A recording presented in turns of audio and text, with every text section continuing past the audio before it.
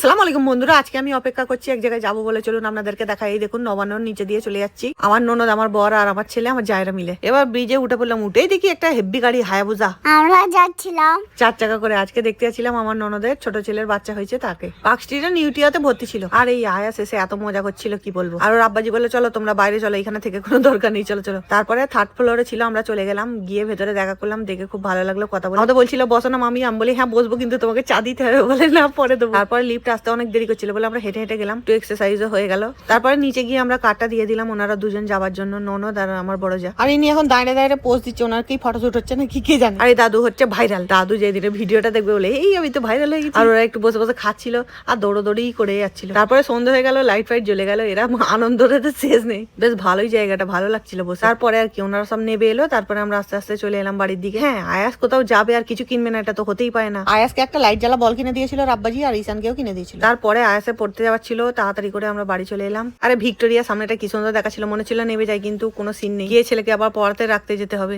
একটা গান আছে না, ভিক্টোরিয়া গাছের তলায়, মনে পড়ে গেছিল গানটা। তারপরে আপনারা ফলো করে দেবেন আমায়।